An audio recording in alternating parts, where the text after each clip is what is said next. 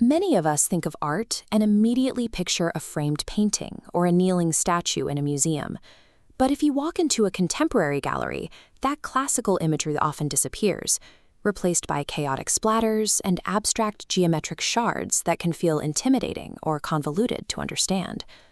How exactly did we go from engineering anatomically perfect illusions of reality to deliberately tearing that reality apart?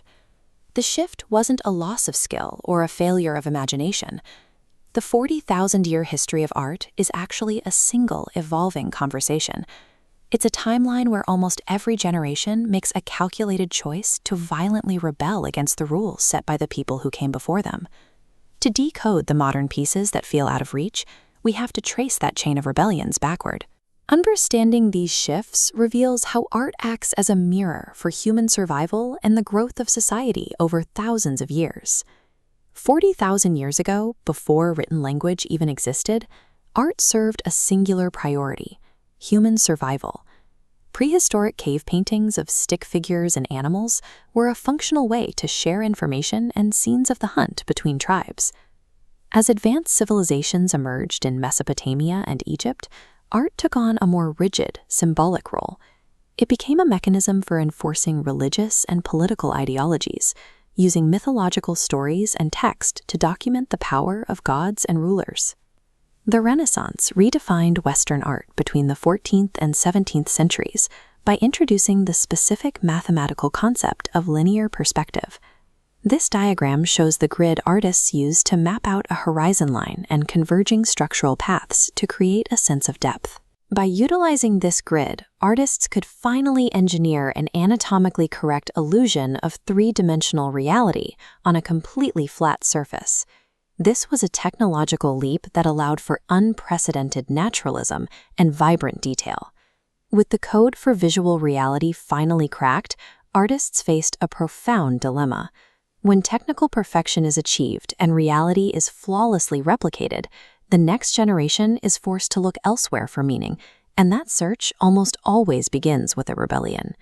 The Baroque period was the first major counterattack. Artists rejected the calm, symmetrical perfection of the Renaissance and injected extreme theatrical drama, using meticulous light and oppressive shadows to evoke powerful emotions. Almost immediately, the Rococo movement pushed back against that dark grandeur. The pendulum swung to an opposite extreme, focusing on lighter pastel colors and whimsical, aristocratic frivolity that celebrated decorative ornamentation over dramatic weight. This decorative aesthetic was later rejected when archaeologists discovered the buried stone ruins of Pompeii. The discovery triggered neoclassicism, a movement that threw out the excess of Rococo to return to the simple, rational principles of ancient Greece and Rome. That rationalism was quickly challenged by Romanticism. These artists ignored neoclassical logic to prioritize individual freedom, raw imagination, and the terrifying, uncontrollable power of the natural world.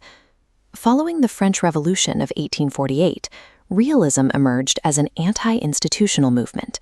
It rejected the emotional drama of the Romantics, instead documenting the unembellished, harsh daily lives of real people who were overlooked by society. This sequence of shifting styles proves that art is never random. It is a visceral, calculated counterattack against the specific rules and ideologies of the previous generation. The Impressionists took the next radical step by leaving the studio to paint outside, or in plein air. They broke academic traditions by prioritizing the transient presence of sunlight and blurry motion over rigid, realistic lines. Then, World War I devastated the landscape of Europe. The scale of the horror was so great that it shattered Western civilization's trust in logic, reason, and the rational society that allowed the war to happen. Dada emerged as a direct anti-war response.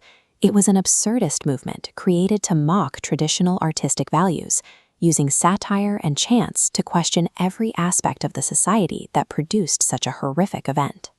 While some mocked logic, others, like Pablo Picasso, dismantled it. Cubism completely destroyed the Renaissance rules of perspective, fracturing subjects into abstract geometric planes so they could show multiple viewpoints simultaneously on a flat canvas.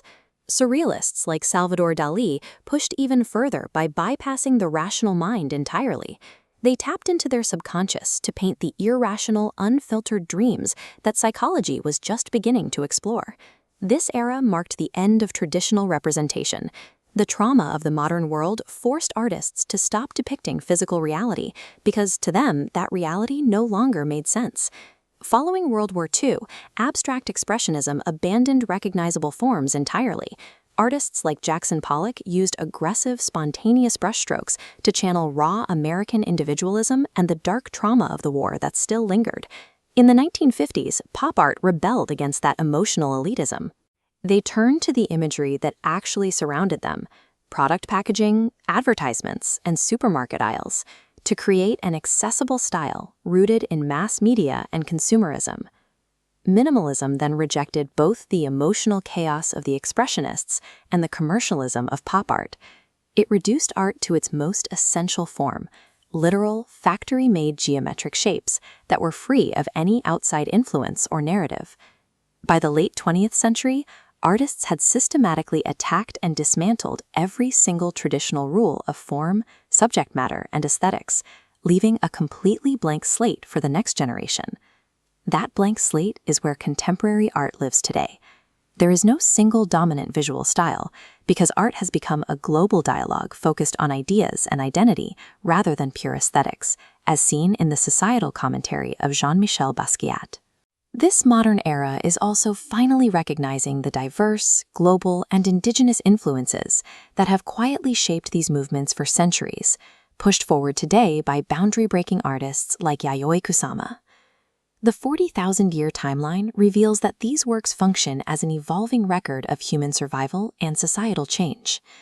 They are the artifacts of a linear progression that always moves forward towards something new that excites a generation. Tracing this chain of rebellions allows us to look at where we've been as a society. It gives us the context we need to make informed decisions about the inclusive world we want to build today.